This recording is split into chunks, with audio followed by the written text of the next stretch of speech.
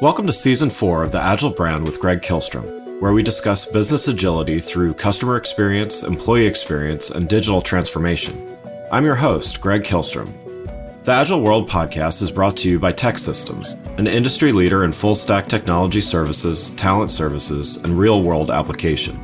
For more information, go to teksystems.com. To read more about the topics discussed on this show, you can go to my website at gregkihlstrom.com and read my latest articles or get a copy of my latest book, Meaningful Measurement of the Customer Experience, now available on Amazon and other retailers.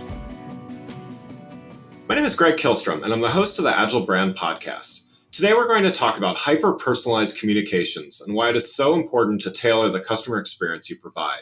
To help me discuss this topic, I'd like to welcome Erik Frankel, CEO and co-founder of AdGreetz. Erik, welcome to the show. Hey, Greg, thanks for having me today. It's a pleasure to be here. Yeah, looking forward to talking about this topic with you. So why don't you start by giving a little background on yourself as well as what led you to start AdGreetz? So immediately following college, I was lucky enough to get hired by Warner Brothers, who was more or less the number one movie and television company in the world in those days, where I spent the next 30 years. And while I was at Warner Brothers, in addition to eventually running a multi-billion-dollar division there, I always was intrigued by innovation and the next big thing. So because we made more movies, more television shows, and had a larger library, I woke up one day and decided that television shouldn't be about what's on ABC tonight at 7, 8, 9, 10, 11 o'clock, but television should be in a format where you and I and all of your listeners could press a button and more or less watch whatever they want, whenever they want, which we now know as Netflix and Hulu and Amazon Prime Video and so on. So that didn't exist. There was YouTube where we could watch a cat video or how to bake banana bread. And there was video on demand where we could spend $4 and watch the newest Harry Potter movie. So as I went to all of my clients who bought these billions of dollars worth of products and gave them our vision or my vision of what television should be, they said, that's the stupidest thing I've ever heard. No one would ever click a button. Why would they want to pick and choose when they could just go over to HBO or whatever? We disagreed because we knew that there were 450,000 people in dorm rooms with fast internet stealing our movies every night. And it took a ridiculous 12 years to convince the industry to embrace what we all take for granted. And thus television was reinvented and my division started making billions and billions of additional dollars. I woke up one day and before, Greg, we were all casual in t-shirts and blue jeans and Nike sneakers. I used to wear suits and ties and luxury items. And one day I said to myself, I have next to no affinity to any brand because brands communicate with me either through things that look like letters from 1964 that became emails, or things that look like print ads from 1986 that became emails, that then became banner ads, or the TV commercials that you and I grew up with became ads on Facebook and Instagram and YouTube and what have you. And most brands treated you and me no differently than a 12-year-old girl or a 92-year-old grandmother or grandfather. And it was traditional one-size-fits-all generic messaging. There was too much data out there. So I decided that I was going to leave Warner Brothers and try to reinvent this $768 billion and growing industry. And I got together with a few of my former clients, the former chairman of HBO, the former chairman of 20th Century Fox, the former chairman of the Walt Disney Company, the former president of CBS.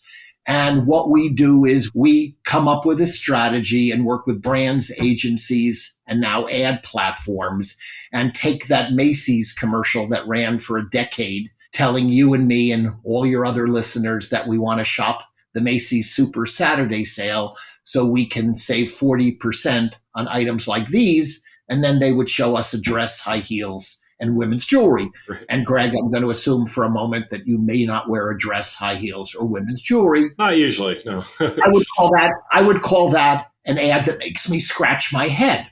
So in turn, we might talk to you and me about things that we like, the right SKUs. We might remind you where your local Macy's is. We might say the sale starts in 24 hours. So we make smart, relevant, data-driven ads and messages on 26 channels. A channel can be email, a channel can be Facebook. A channel has now become television, Instagram, YouTube, Twitter, LinkedIn, and every place more or less that you can see a message. And the logic is, instead of us, saying, I don't like this ad or message because it's irrelevant, we make it easy. Where is your Burger King, Greg? Or if you want to order, what's the name of the delivery mechanism in the DC area, which might be Uber Eats, but where I live, it might be called, something different. Yeah. So let's not make all the consumers have to go to Google, do all this work, which most people won't do. Let's create relevant ads, next to no friction, that a consumer can click or very easily go and spend their money. And then let's add customer experience and customer journey and welcome people and thank people and turn $100 transactions into $300 by saying, Greg, thanks so much for buying this pair of Levi's jeans. It's not a letter, it's not a print ad, it's a compelling video or whatever the appropriate message should look and feel like. And we say our way of saying thanks, shop again during the month of March and save X percentage and make you like the brand, because today the only one who thanks us for anything in life is the host or hostess at a restaurant on our way out the door. Nice. Well, no, thanks for that background there. And we're going to dive a little deeper into your company, AdGreetz, in a minute. But first, I want to just take a step back and just discuss some of the current challenges and opportunities when it comes to hyper-personalized customer communication. So, while many of our audience members are already aware of the importance of this, and they're, either they're already doing a lot of personalization, some personalization, or at least getting started in it.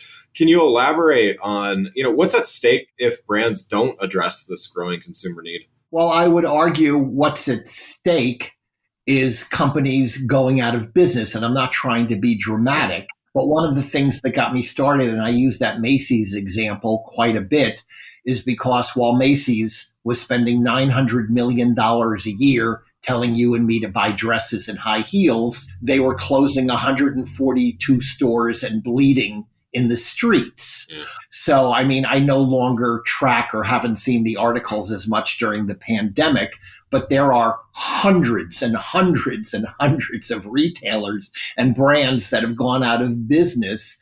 And part of it has to do with ineffectively spending money. There are certain things where we have to buy. But it's, being beaten by the competition. It's, being hurt. Every day we read about companies that are successful, and then we read about other companies that are going through various forms of pain. And this is a fairly easy, affordable way to give yourself a much better shot at delighting past, current, or potential customers and beating the heck out of the competition. Because even though I believe the whole world will end up embracing this and doing this, call it over the next 3 to 7 years, only the smart ones are raising their hand now. And where you say a lot of our people may be doing it, I would argue, as a person who's probably spoken to 5,000 brands and agencies, I would argue that probably 97% of all brands aren't yet. Now they're starting to understand it and say, tell me more. And this is interesting versus like, what's wrong with talking to Greg and Erik about high heels? But that doesn't mean that they're raising their hand and jumping on the bandwagon yet. Yeah. Well, and so to that point, getting first understanding, but then, getting started with it.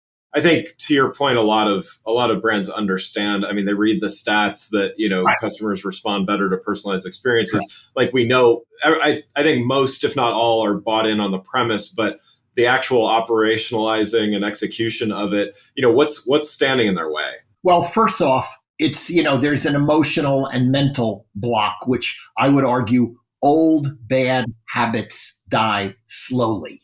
Yeah. So you have a history of a business whereby brands have had relationships with agencies and have spent a week, a month, or multiple months torturing themselves about what their next video ad should look like, then spending large amounts of money to make that, and being obligated to then run that one ad for weeks or months and months again. So, for example, interestingly enough, and this isn't a bias towards a country or a culture, but we do a lot of business in India. And it seems like in India, the brands and culture embraces personalization even more than the US. I don't know why. I'm not a social scientist, but I think there's less of a history of old bad habits and more of an environment to embrace new and exciting, trends. So one is you have to want to do something. Next, you bring up, forget about operational. It's more work. It is, right. There's a business whereby you're an executive at BMW and your creative agency comes in and pitches you 4 different ideas. You select number 3. You give them $1 million to make that ad or message. Your media agency comes in and says, to sell that through, we're going to need $200 million. And you say, you've got 150, do what you can. And everybody sits back. Now you have to sit here and say, what if there were 100 versions, 1,000 versions, 10,000, or 1 million? What are those variables? How do we approve all of that? And it's really shaking it up. And there are a lot of people who are just very complacent about doing the same old thing. COVID, I would argue, on one hand, maybe has even added to that because they're not in an office. They're happy to sit in their corner at home, hope their boss doesn't call, and they're waiting for retirement rather than, and then there are other executives who say, I want to reinvent, I want to move the needle, I want to sell more cars, blue jeans, get more people in my restaurant. And then there's the worry and the reality of the operational aspects that have taken us 10 years to go from mediocreness to pretty darn good at and try to get better at it every week and every month. But I would argue it's about old bad habits and it's about a desire. And I've found as a slightly older guy that there are a lot of people who would be happy to do the same old thing, whether it's working well or not, or whether you're closing 142 stores. Right.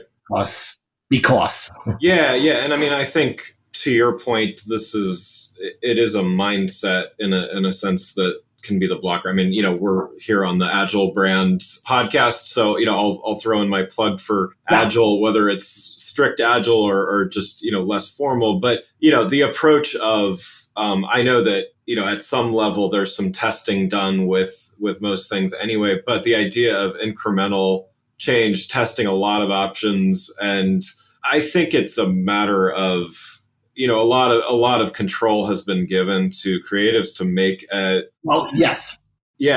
would say an arbitrary choice of what is subjectively best, right? And so that's a lot of power for one small group or individuals or whatever to be making, assuming they know what large groups are going to make. And I think the new approach to that is much what you're saying, which is we don't have to make one thing that one size that fits all. Right. There's when we talk about old bad habits dying slowly, I talk to the heads of creative who are frequently, 45, 55, 65-year-old executives who have been in the business for, decades and decades.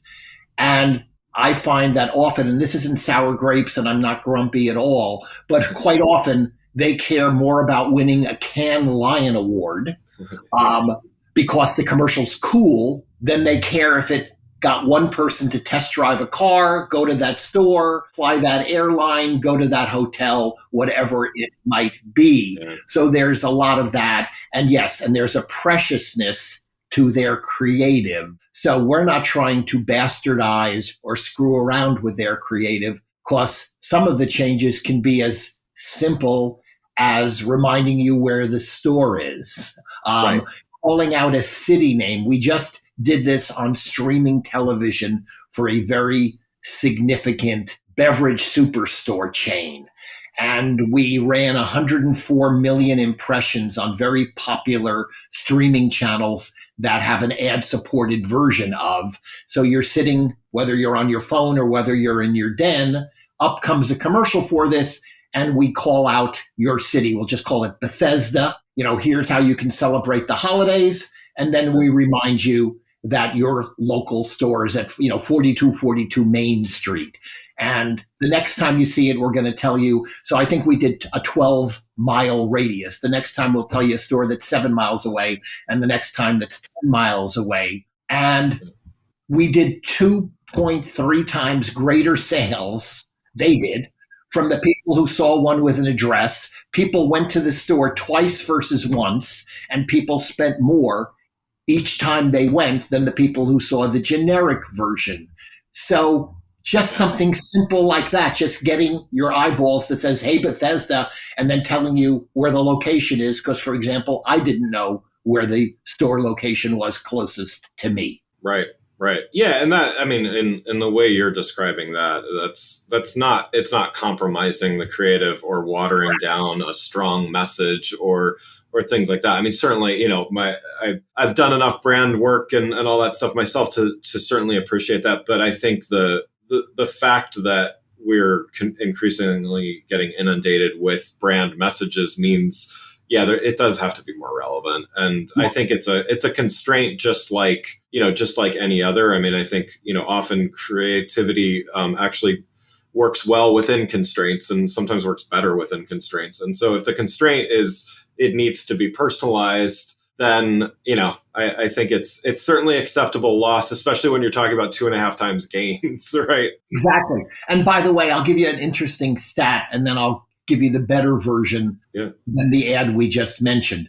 I had a very sophisticated executive at a U.S. world-renowned creative agency 2 days ago who told me that their company claims that 86% of all ads are invisible. I'm just quoting your number. The point is that's a lot of wasted time, energy, and money. But rather than just calling up Bethesda, Maryland, and the store address and rotating that, today you have the ability to, instead of showing me this type of vodka in that ad, we could be showing people brands they like, utilizing that brand data, or we can get rid of the dresses and replace them with blue jeans or T-shirts or button-down shirts or sweaters. So, and my point of view is we're not trying to take over the creative.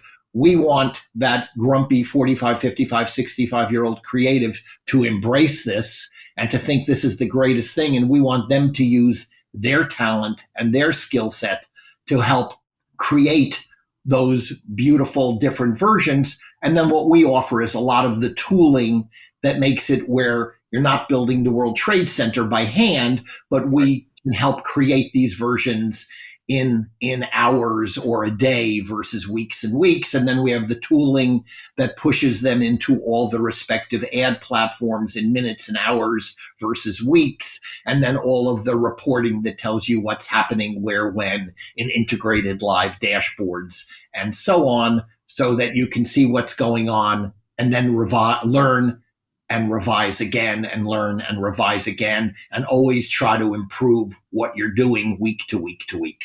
Yeah.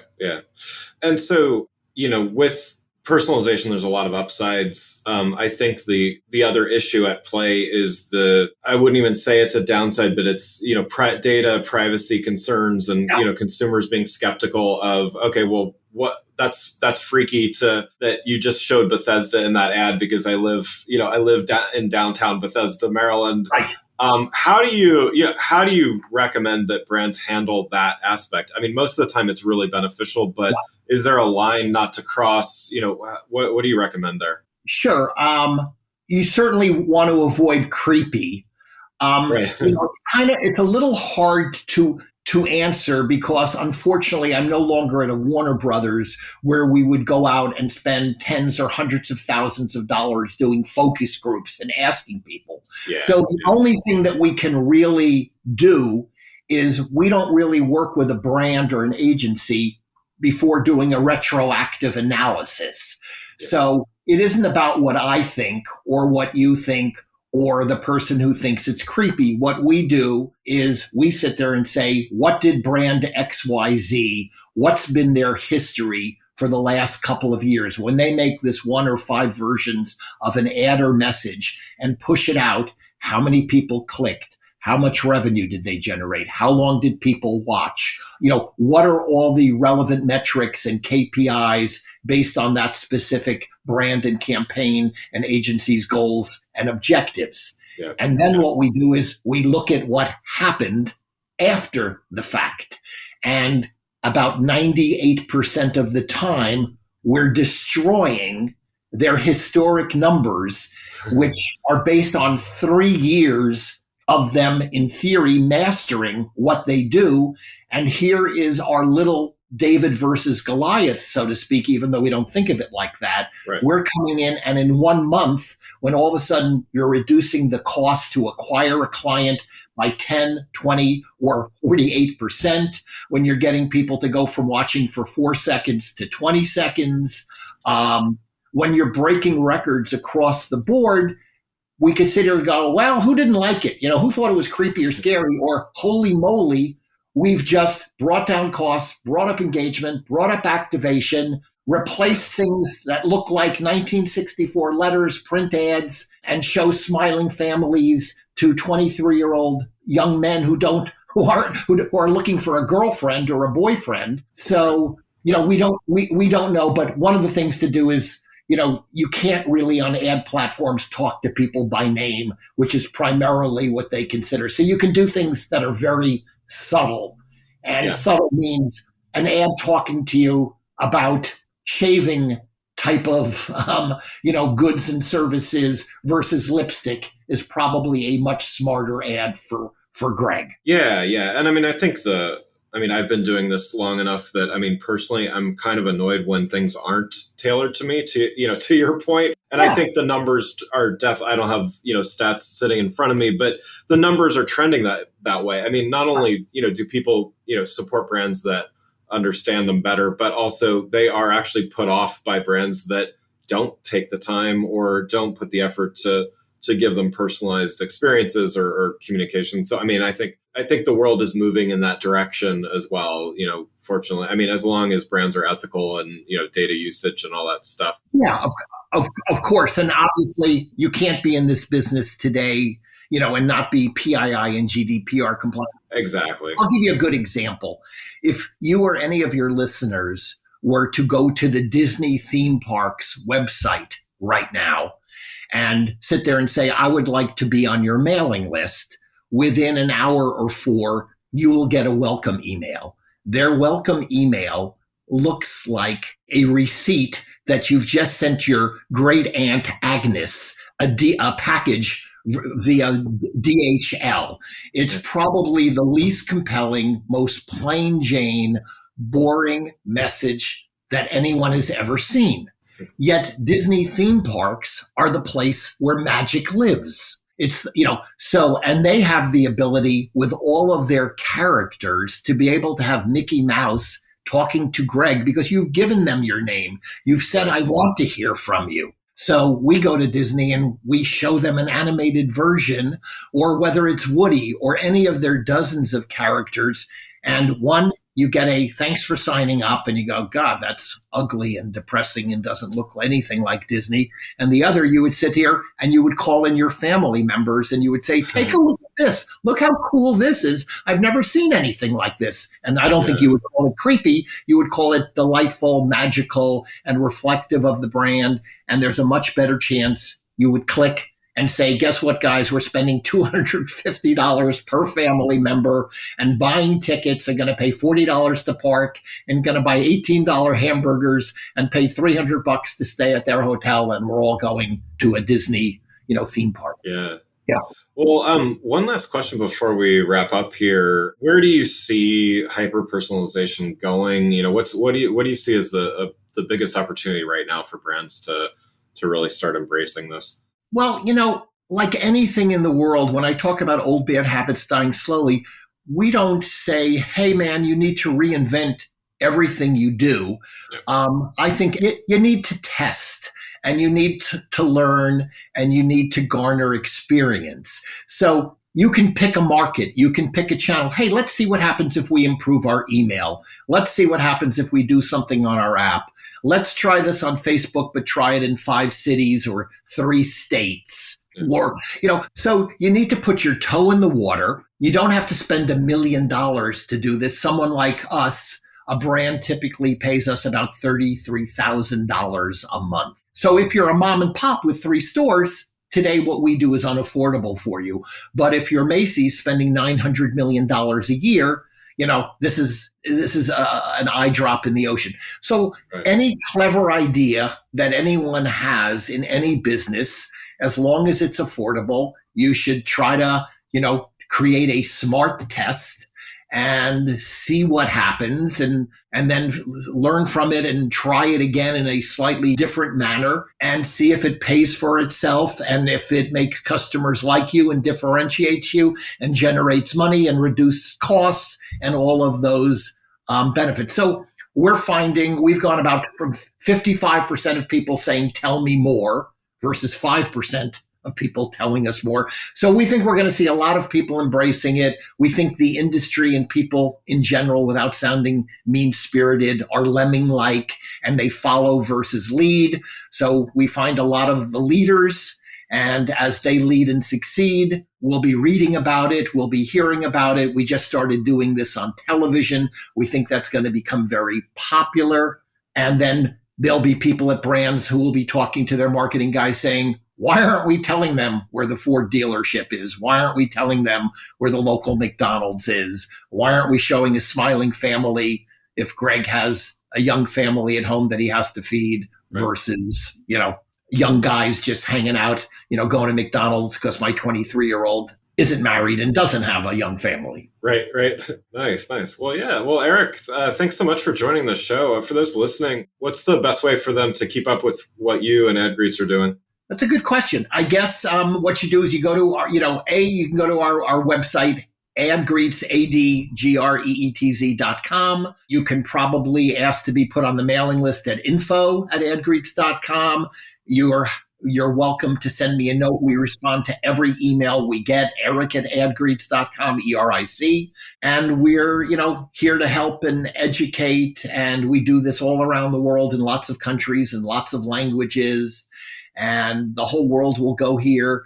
And the reason I start off with that streaming story is that took 12 years, and now we take it for granted. And I suspect, Greg, if we were to come back in 5 years, this will be something that at least half the brands do versus 3 or 4% of brands doing. Yeah. Again, I'd like to thank Erik Frankel, CEO and co-founder of AdGreetz, for joining the show. Thanks for listening to The Agile Brand with Greg Kihlstrom. Talk with you next week. Thanks again for listening to the Agile Brand with Greg Kihlstrom podcast, brought to you by Tech Systems. If you enjoyed the show, please take a minute to subscribe on your podcast channel of choice and leave us a rating so that others can find the show more easily. You can access more episodes of the show at www.theagilebrand.show. To get a copy of my latest book, Meaningful Measurement of the Customer Experience, visit my website at gregkihlstrom.com. Until next week, stay agile.